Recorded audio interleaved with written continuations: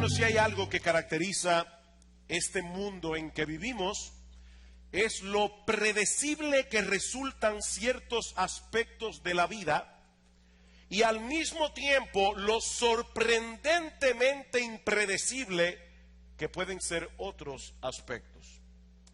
La mayoría de nosotros esta semana saldremos a trabajar durante el lunes a viernes, algunos hasta el sábado, casi siempre a la misma hora. Muy probablemente regresaremos a casa a una hora muy similar a la del día anterior. Yo les profetizo que el tránsito seguirá siendo caótico. Nosotros enfrentaremos en el trabajo frustraciones muy parecidas, y las noticias que leeremos en los periódicos y veremos en la televisión y en la internet nos parecerán una película repetida con diferentes actores.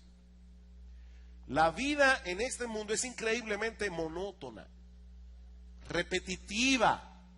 Todo es de rutina, decía Alberto Cortés en una de sus canciones, como de costumbre. Todo es una larga planilla de hastío, se tiran las horas como de costumbre, habitando todas un reloj vacío.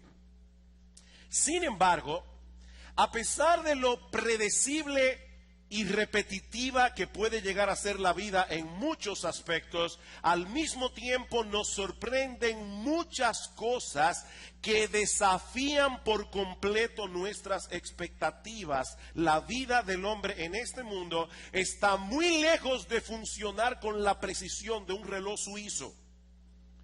Hacemos las cosas de cierta manera esperando ciertos resultados, pero al final termina ocurriendo lo que menos esperábamos que ocurriera.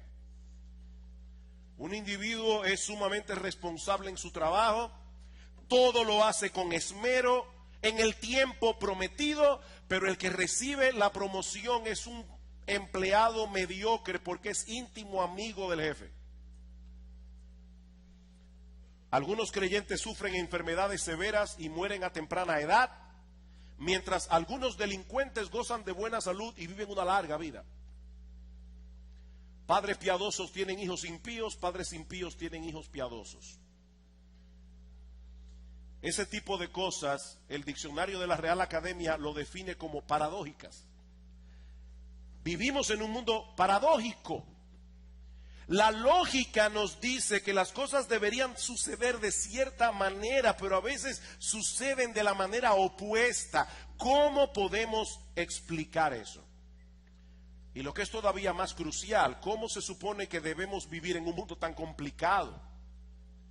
La mayoría de las personas preferirían vivir en un mundo más lineal, en un mundo más simple, más predecible. Al que hace lo bueno debería irle bien y al malo debería irle mal. Pero mis hermanos, ¿no es verdad que muchas veces las cosas no suceden así? Dice el autor de Eclesiastés en Eclesiastés capítulo 8, versículo 14, hay justos a quienes sucede como si hicieran obra de impíos. Y hay impíos a quienes acontece como si hicieran obra de justos. ¿Cómo debemos comportarnos en medio de estas aparentes incoherencias? Bueno, eso es lo que yo quiero que consideremos en esta mañana. Por cierto, cuando empecé a trabajar en el sermón de Eclesiastés, le puse el título, no seas demasiado justo. Pero para los que toman nota, en medio de la semana le cambié el título al sermón. Y vamos a llamarle Viviendo en un mundo paradójico. Viviendo en un mundo paradójico. Vamos por favor a Eclesiastés capítulo 7, versículos 15 al 29. Dice así la palabra de Dios: todo esto he visto en los días de mi vanidad. Justo hay que perece por su justicia, y hay impío que por su maldad alarga sus días. No seas demasiado justo, ni seas sabio con exceso. ¿Por qué habrás de destruirte? No hagas mucho mal, ni seas insensato. ¿Por qué habrás de morir antes de tu tiempo? Bueno es que tomes esto y también de aquellos no aparte tu mano, porque aquel que a Dios temes saldrá bien en todo. La sabiduría fortalece al sabio más que 10 poderosos que hay en una ciudad. Ciertamente no hay hombre justo en la tierra que haga el bien y nunca peque. Tampoco apliques tu corazón a todas las cosas que se hablan, para que no oigas a tu siervo cuando dice mal de ti, porque tú sabes en tu corazón que tú también dijiste mal de otros muchas veces. Todas estas cosas probé con sabiduría, diciendo, seré sabio, pero la sabiduría se alejó de mí. Lejos está lo que fue, y lo muy profundo, ¿quién lo hallará? Me volví y fijé mi corazón para saber y examinar e inquirir la sabiduría y la razón, y para conocer la maldad de la insensatez y el desvarío del error, y he hallado más amarga que la muerte a la mujer, cuyo corazón es lazos y redes y sus manos ligaduras. El que agrada a Dios escapará de ella, mas el pecador quedará en ella preso. He aquí que esto he hallado, dice el predicador, pesando las cosas una por una para hallar la razón, lo que aún busca mi alma y no lo encuentra. Un hombre entre 1000 he hallado, pero mujer entre todas estas nunca hallé. He aquí solo esto he hallado, que Dios hizo al hombre recto, pero ellos buscaron muchas perversiones. Lo primero que nosotros encontramos en este pasaje es la realidad de este mundo paradójico. La realidad de este mundo paradójico. Ya Salomón había dicho en el versículo 13 que nosotros estudiamos la vez anterior, hace ya varios meses atrás, que nadie puede enderezar aquello que Dios torció, refiriéndose a aquellas dificultades de la vida que nos resultan incómodas, difíciles de aceptar, pero que forman parte del gobierno providencial de Dios en el mundo. Y una de ellas es la que Salomón nos comenta en el versículo 15. Todo esto he visto en los días de mi vanidad. Justo hay que perece por su justicia, y hay impío que por su maldad alarga sus días. Mis hermanos, eso no es lo que esperamos que ocurra en un mundo gobernado por un Dios sabio y bueno. Al que hace lo bueno debería irle bien, y el malo debería recibir de inmediato su castigo. Pero en la vida real las cosas no siempre suceden así. Este es un mundo dañado por el pecado.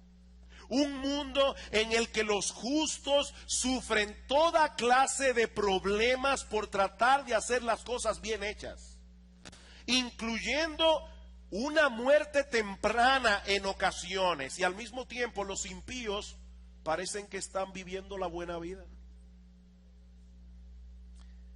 Joseph Stalin murió a los 75 años, dejando detrás de él un rastro de sangre de más de 3 millones de víctimas en la antigua Unión Soviética.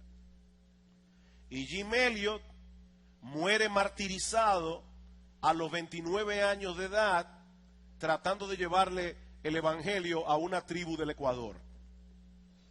Un ateo como Bertrand Russell muere a los 98 años de edad. Y un siervo de Dios como Robert Murray McCheyne muere a los 30. Hermanos, ¿cómo podemos entender el gobierno providencial de Dios en este mundo? Eso fue lo que llenó de perplejidad al salmista Asaf. ¿Recuerdan en el Salmo 73 como dice él? En cuanto a mí, casi se deslizaron mis pies, por poco resbalaron mis pasos, porque tuve envidia de los arrogantes, viendo la prosperidad de los impíos. Hermanos, he aquí a un hombre transparente de corazón. Él dice, yo tuve envidia de los impíos.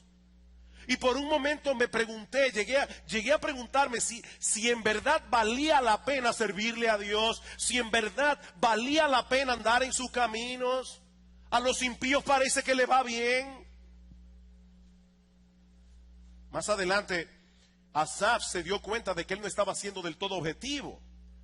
Muchos impíos cosechan abundantemente los frutos de su impiedad aquí y ahora, aparte del castigo que les espera en el día del juicio. Eso es lo que dice Asaf en el versículo 17. Cuando entré en el santuario de Dios, comprendí el fin de ellos. Hay un día del juicio, hay un día en que todos compareceremos delante del tribunal de Dios. Pero aún así, mis amados hermanos, esas excepciones que nosotros vemos en este mundo en el que vivimos perturban el corazón de muchos creyentes.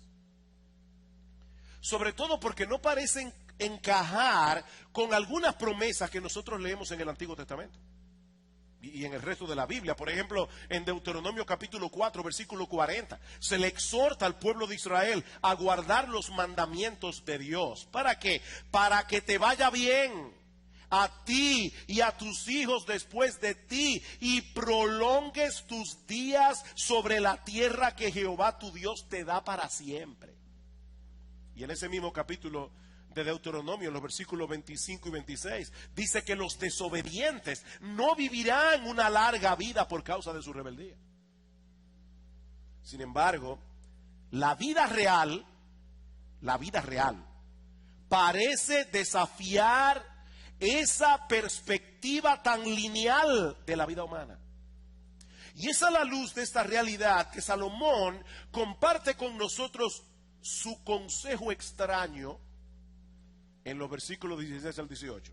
Y eso nos lleva a la necesidad de vivir en el temor de Dios en este mundo paradójico. Ya vimos la realidad de este mundo paradójico. Veamos ahora en segundo lugar la necesidad de vivir en el temor de Dios en este mundo paradójico. Dice Salomón en el versículo 16, no seas demasiado justo, ni seas sabio con exceso. ¿Por qué habrás de destruirte? Cuando yo comencé la serie de Eclesiastés, yo pensaba, ¿qué yo voy a hacer cuando llegue ese texto?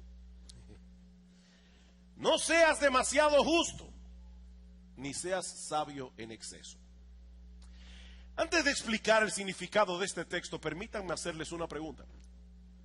Si Dios es el estándar perfecto de justicia y Él es el estándar perfecto de sabiduría, ¿realmente pudiera darse el caso de que alguna persona llegara a ser demasiado justa o demasiado sabia?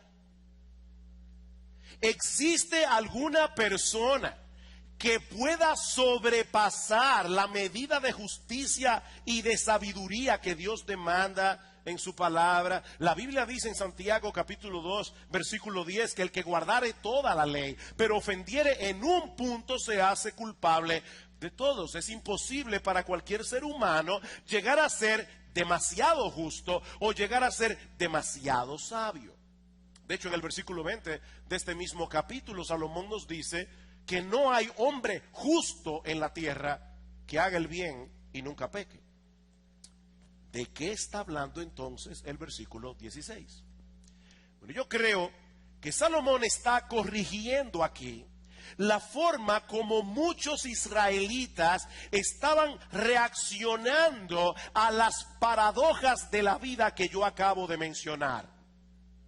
Si el Antiguo Testamento enseña que al justo le irá bien, ¿por qué algunas personas que dicen creer en Dios sufren calamidades e incluso mueren en su juventud? Algunos judíos, muchos judíos, llegaban a la conclusión de que eso debe ser porque a pesar de que ellos dicen confiar y creer en el Señor, en realidad no son todo lo justo que deberían ser.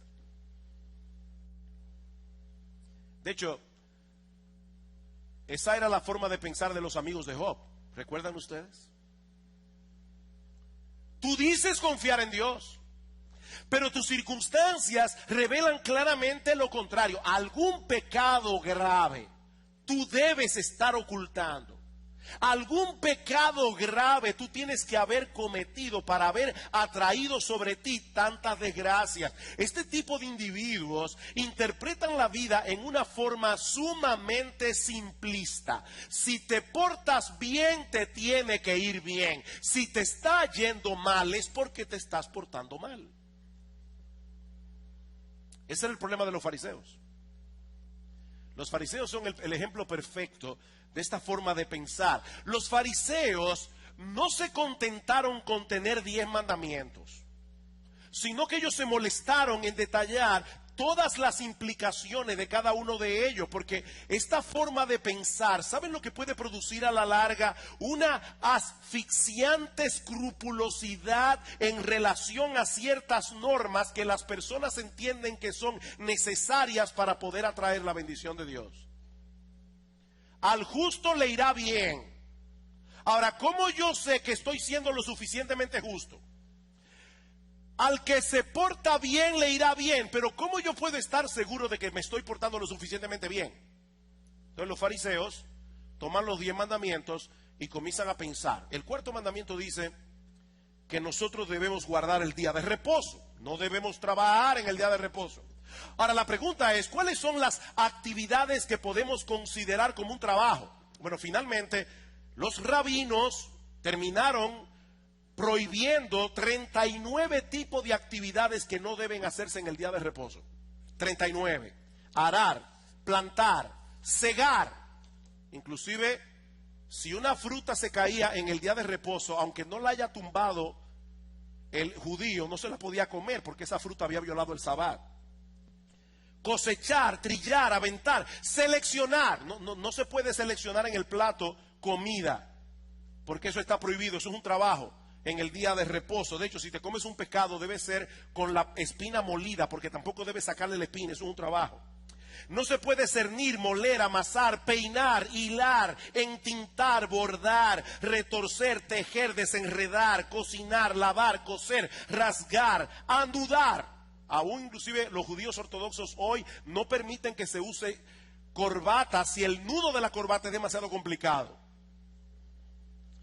No se puede desatar, dar forma o modelar, quemar, extinguir, terminar o completar una labor, escribir, borrar, construir, demoler, entrampar, esquilar, matar, desollar, curtir, aplanar, marcar o cargar.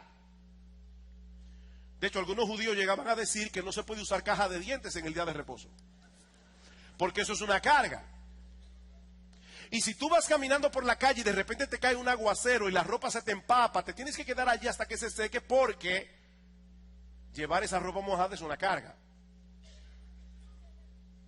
No se puede caminar distancias muy largas en el día de reposo, más de 1 milla, porque eso ya es un trabajo. Entonces los fariseos, que eran geniales para hacer la norma y después violarla, ellos iban el viernes o el jueves a la casa que le quedaba a 1 milla, y entonces allí dejaban una muda de ropa, porque entonces ellos razonaban, si tú llegas a esa casa y te cambias de ropa en esa casa, ya es como si fuera tu morada y tienes permiso para caminar 1 milla más. No se puede comer un huevo si la gallina lo puso en el día de reposo, a menos que tú prometas sacrificar a la gallina. Las mujeres no deben mirarse en el espejo en el día de reposo, porque pueden verse una cana y ser tentadas a quitársela, y eso es un trabajo. No se puede maquillarse en el día de reposo. Ahora, imagínense, mis hermanos, a un judío tratando de obedecer cada uno de los mandamientos de Dios a ese nivel de detalle. Es imposible vivir una vida normal con ese nivel de escrupulosidad. Y no piensen que los cristianos no podemos caer en ese mismo error. Miren, mis hermanos, cuando nosotros tratamos de ganarnos el favor de Dios a través de nuestro esfuerzo, ¿cómo podemos estar seguros de que estamos llenando la medida? Déjame hacerte una pregunta. ¿Tú estás seguro de que tú estás leyendo lo suficientemente la Biblia cada día? ¿Tú estás completamente seguro de que tú estás orando lo suficiente? ¿Tú estás completamente seguro de que tú estás evangelizando lo suficiente? ¿Tú estás completamente seguro de que tú estás dando lo suficiente? ¿Acaso no es posible que tal vez la ropa que tú tienes puesta en esta mañana, ahora mismo, tú hubieras podido comprar una ropa más barata y haber dado el dinero sobrante a los pobres o a las misiones? Y ese plato que tú te comiste en un restaurante esta semana, ¿de verdad valió la pena? ¿No hubiera sido mejor donar ese dinero?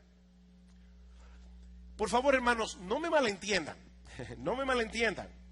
Debemos ser cuidadosos con la santidad. Debemos ser cuidadosos en el ejercicio de nuestras virtudes cristianas y en el uso de los medios de la gracia. Debemos crecer en nuestra vida de oración. Debemos crecer en la lectura de la palabra. Debemos dar con generosidad, porque el evangelio en el que hemos creído nos anuncia una salvación muy generosa. Pero podemos llegar a ser tan excesivamente escrupulosos en todo lo que hacemos que terminemos destruyéndonos. Eso es lo que Salomón está diciendo aquí. De hecho, yo conozco personas que han enloquecido con ese tipo de escrupulosidad. Y lo mismo ocurre con la sabiduría. Todos los creyentes debemos procurar ser sabios, pero como veremos en un momento, también debemos conocer nuestros límites, porque lo cierto es que nadie lo sabe todo. Así que lo que Salomón nos está diciendo aquí en este texto es: no pretendas prolongar tu vida siendo un super santo o un super sabio,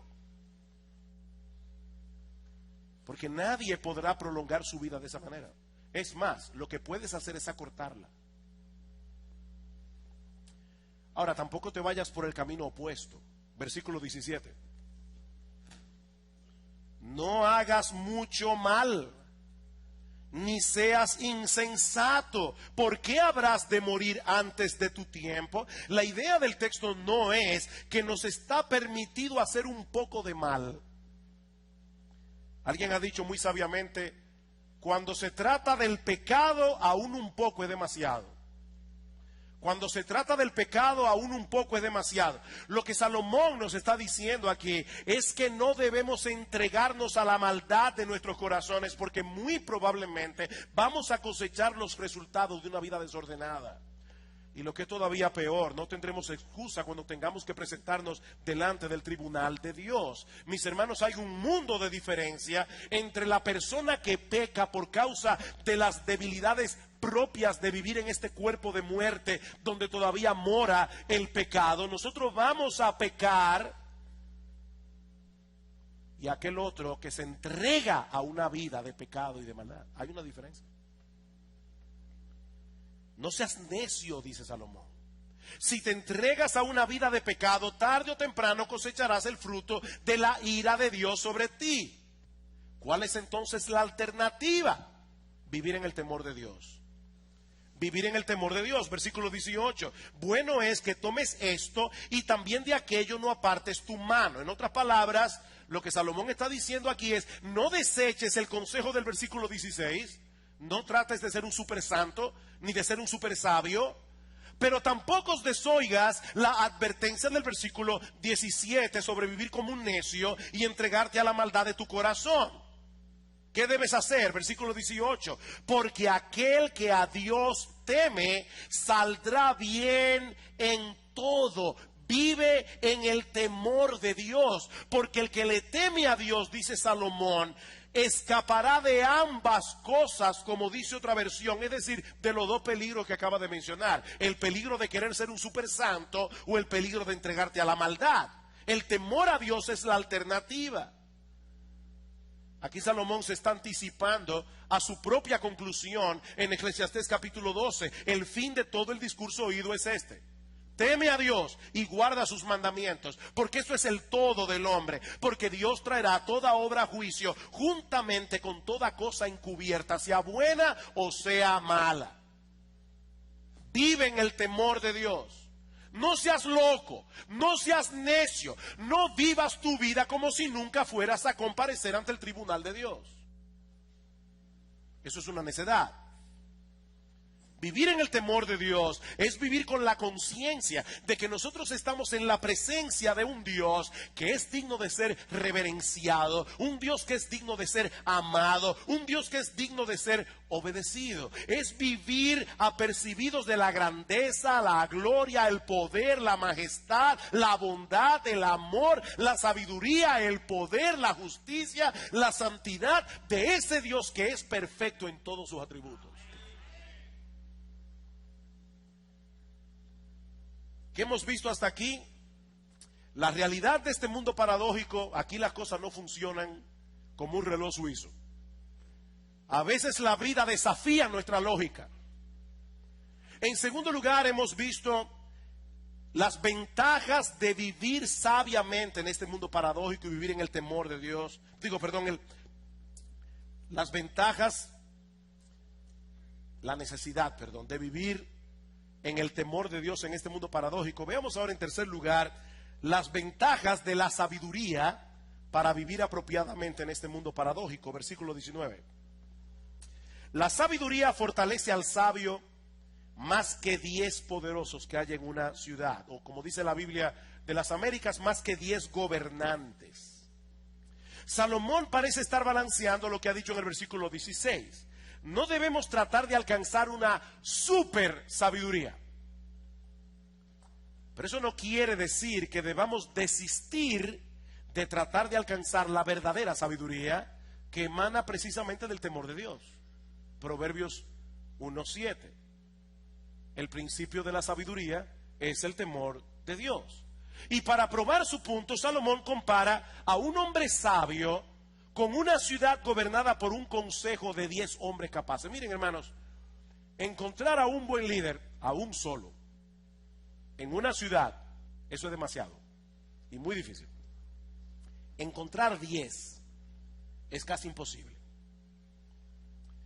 Pero aún fuera posible, dice Salomón, encontrar una ciudad gobernada por un consejo de 10 líderes capaces, el hombre que posee la verdadera sabiduría que proviene de Dios tendrá más fortaleza para cuidar su propia alma que la que tiene esa ciudad. La sabiduría protege nuestra mente, porque nos ayuda a ver la vida bajo la perspectiva de Dios, no de la nuestra. La sabiduría protege nuestra voluntad, porque nos ayuda a escoger los mejores métodos para lograr los mejores fines. La sabiduría protege nuestro hablar, porque nos ayuda a considerar con más cuidado qué decir, cuándo decirlo, cómo decirlo. La sabiduría, sobre todas las cosas, nos ayuda a lidiar con el más grande de los problemas que tendremos que enfrentar en esta vida. ¿Saben cuál es el pecado? El pecado tuyo y el pecado de los demás. Versículo 20.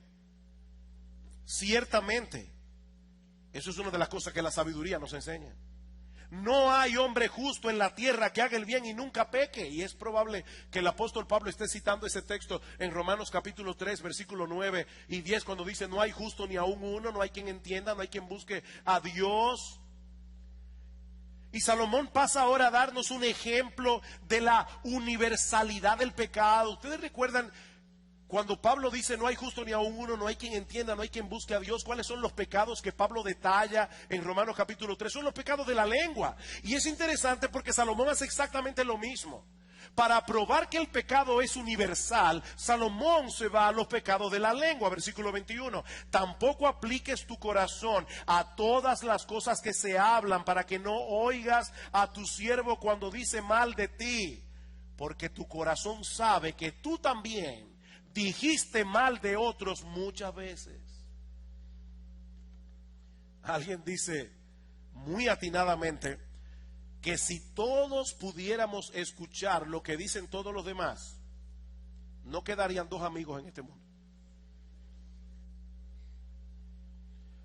Si todos pudiéramos escuchar lo que todo el mundo dice, no quedarían dos amigos en el mundo. Sin embargo, hermanos, a pesar de esa realidad, ay, cuando nosotros nos enteramos de que alguien ha estado hablando mal de nosotros a nuestras espaldas. Eso nos da una indignación que no se compagina con el hecho de que nosotros también somos pecadores. Somos incoherentes. Ese es uno de esos momentos cuando la sabiduría viene en nuestro auxilio y nos dice: acuérdate, en medio de tu indignación, acuérdate que tú también has dicho mal de otros. ¿O no es así? ¿O hay alguien aquí que pueda levantar la mano y decir: tú, ahí yo sí, no?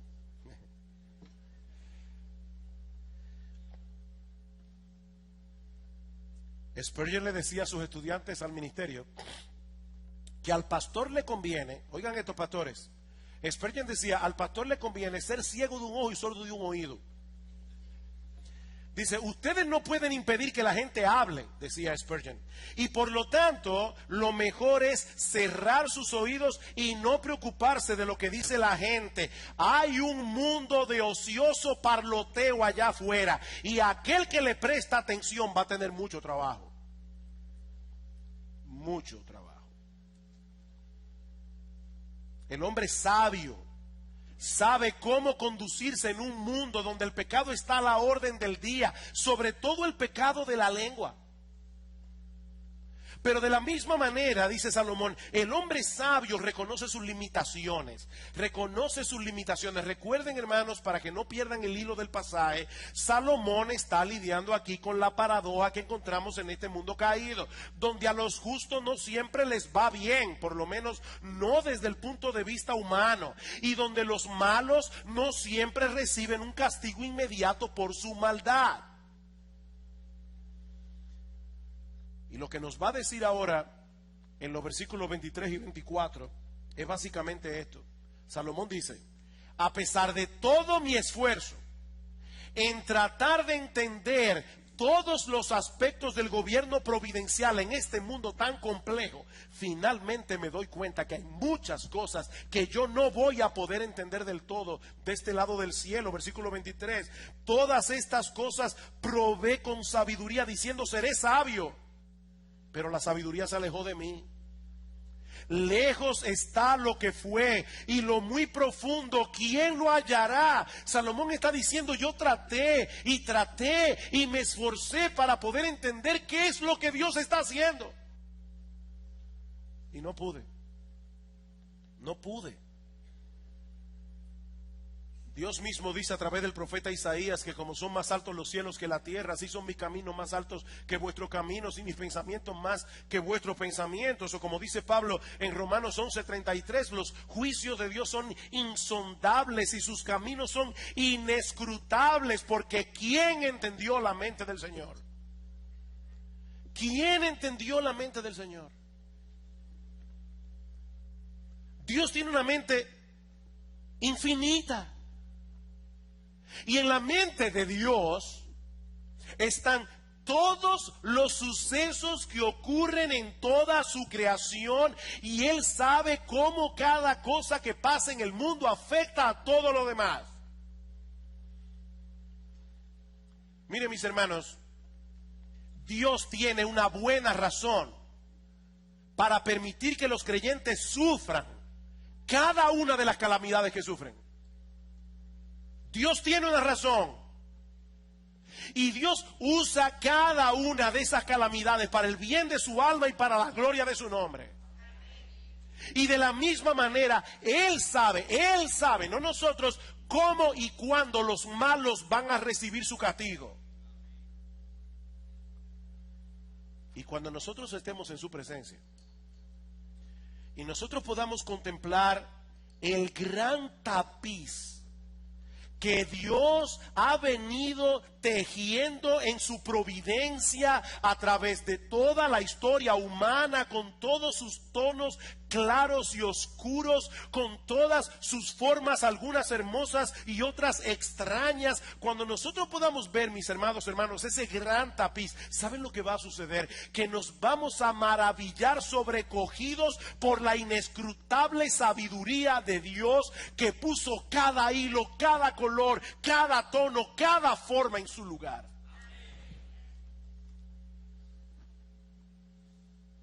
Pero de este lado del cielo no podemos entenderlo. No podemos entenderlo. Mi hermano, no trates de entender muchas de las cosas extrañas que ocurren en este mundo, sobre todo las que te afectan a ti. No podemos entenderlo. Pero ¿saben qué sí podemos y debemos hacer? Confiar en Él, andar en sus caminos, para que podamos ser librados de los peligros que seguramente encontraremos en este mundo paradójico. Y ese es mi último punto, versículo 25. Los peligros del pecado en este mundo paradójico. Dice Salomón: me volví y fijé mi corazón para saber y examinar e inquirir la sabiduría y la razón, y para conocer la maldad de la insensatez y el desvarío del error. En otras palabras, Salomón está consciente de sus limitaciones, ya lo vimos, pero no por eso él desiste en su empeño de tratar de entender el mundo que lo rodea, para saber cómo conducirse en medio de tanta complejidad. Y lo que él está diciendo aquí es que mientras más investiga y más profundiza, más claramente él visualiza la maldad del corazón humano. Esto no es un cuadro muy bonito de la raza humana. Escuchen el versículo 29. He aquí solamente esto he hallado, dice Salomón. Yo estoy tratando de entender el mundo. Y les voy a decir ahora lo que yo encontré. Que Dios hizo al hombre recto, pero ellos buscaron muchas perversiones. Dios hizo al hombre recto. O como dice la Nueva Versión Internacional, Dios hizo al hombre recto, pero este se ha buscado muchas complicaciones. El mundo no es hoy como fue diseñado originalmente, y no por culpa del gobierno providencial de Dios, es por culpa del pecado del hombre. Dios hizo al hombre a su imagen y semejanza. Dios le dio al hombre la capacidad de comprender y de aprovechar una enorme cantidad de recursos naturales que Dios colocó en la creación para nuestro provecho. Pero hermanos, el hombre se rebeló contra Dios y sus capacidades, nuestras capacidades, sufrieron tal distorsión por causa del pecado que cada avance que el hombre hace hacia el progreso parece abrir una caja de Pandora llena de problemas, llena de peligros que ponen en riesgo la misma supervivencia humana. La dinamita no se hizo para matar. Nobel, por quien se llama el famoso premio Nobel, inventó la dinamita para otra cosa. Pero hermanos, qué terrible lo que ha hecho el hombre. Qué terrible lo que hizo el hombre. Cada progreso, la internet, qué bendición tener. Yo no me imagino vivir en un mundo sin internet. Pero cada paso de progreso que el hombre hace al mismo tiempo abre una caja de cucarachas, cacatas, 100 pies o qué sé yo cuántas cosas más. Sin contar con la sorprendente capacidad que tiene el hombre de inventarse cada vez forma nueva de pecado y de seducir a los otros a pecar. El hombre es genial en ese sentido. Sobre todo en el terreno de los pecados sexuales, que es el que Salomón parece destacar en este pasaje, versículo 26. Y he hallado más amarga que la muerte a la mujer, cuyo corazón es lazos y redes y sus manos ligaduras. Y el versículo 28, lo que aún busca mi alma y no lo encuentra, un hombre entre mil he hallado, pero mujer entre todas estas nunca hallé. Hermanas mías amadas, queridas, antes de acusar a Salomón de ser un machista y un misógino, y esa palabra en el diccionario de la Real Academia lo que significa es un hombre que odia a las mujeres, antes de acusar a Salomón, es importante notar que él no está hablando en este pasaje de las mujeres en sentido general, sino de cierto tipo de mujer en particular. Él la describe en el versículo 6 como aquella cuyo corazón es lazos y redes y sus manos ligaduras. Es ese tipo de mujer de la que nos advierte el libro de Proverbios, sobre todo en los primeros capítulos, una mujer seductora que tiene miel en los labios, pero cuyo fin es amargo como el ajenjo, agudo como espada de dos filos, dicen Proverbios 5:4. Pero es obvio, mis hermanos, que Salomón no pensaba que todas las mujeres son así. De hecho, en ese mismo capítulo de Proverbios, capítulo 5, él invita a los esposos a deleitarse con la mujer de su juventud. Y las compara con un manantial de agua fresca donde nosotros podemos calmar nuestra sed legítimamente. Más adelante, en Proverbios capítulo 18, versículo 22, Salomón dice que el que haya esposa, haya el bien y alcanza la benevolencia de Jehová. Y en Proverbios 19:14 dice: la casa y las riquezas son herencia de los padres, pero de Jehová es la mujer prudente. Y todos sabemos cómo termina Proverbios, con un poema hermosísimo exaltando las virtudes de una mujer piadosa. Así que Salomón no era un machista, pero Salomón vivió en carne propia las terribles consecuencias de caer voluntariamente en la trampa de ese tipo de mujer seductora. Voluntariamente. Dice en el capítulo 11 del primer libro de Reyes que Salomón tuvo 700 reinas y 300 concubinas, y sus mujeres desviaron su corazón. Y cuando Salomón era ya viejo, sus mujeres inclinaron su corazón tras dioses ajenos, e hizo Salomón lo malo ante los ojos de Jehová. Es de ese tipo de mujer de la que él está hablando en el versículo 26 y en el versículo 28. Pero Dios ha provisto una vía de escape para no quedar atrapado en esa red. Dice en el versículo 26 que el que agrada a Dios, otra vez, el que le teme a Dios, escapará de ella, mas el pecador quedará en ella preso. Mis hermanos, sobre todo varones que están aquí, es evidente que Salomón quiere despertarnos a una realidad de la que muchos no parecen estar conscientes, que los pecados sexuales son una trampa.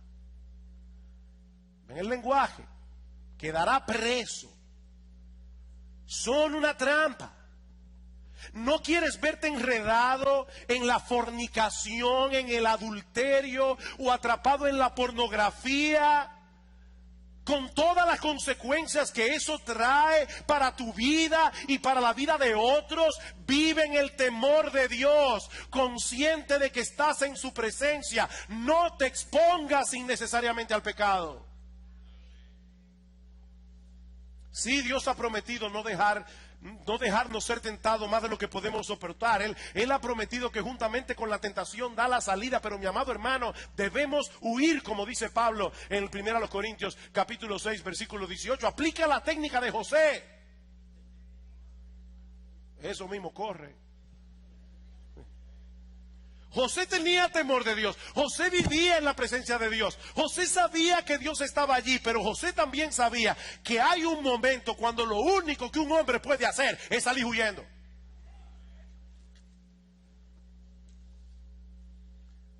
Mi hermano, por favor, por amor de tu alma, no trates de comprobar qué tanto eres capaz de soportar sin caer. Sal corriendo. Apaga el televisor. Pon la computadora en un lugar donde todo el mundo pueda verte.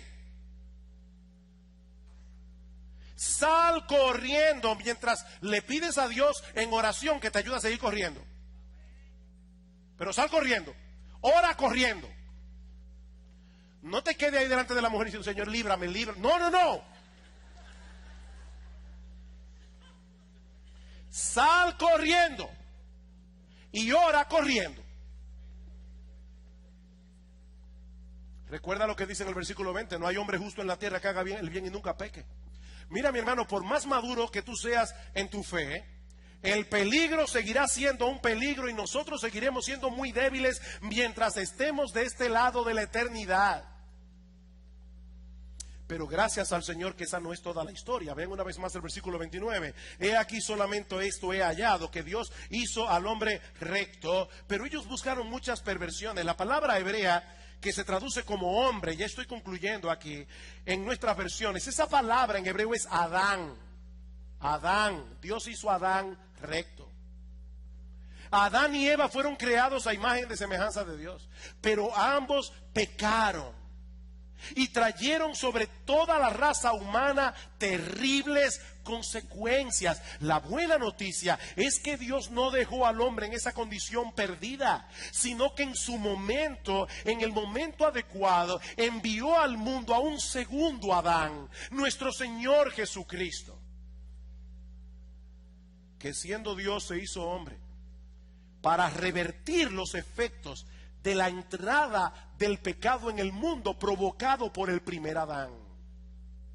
Este segundo Adán también fue tentado en todo, pero ese segundo Adán nunca pecó.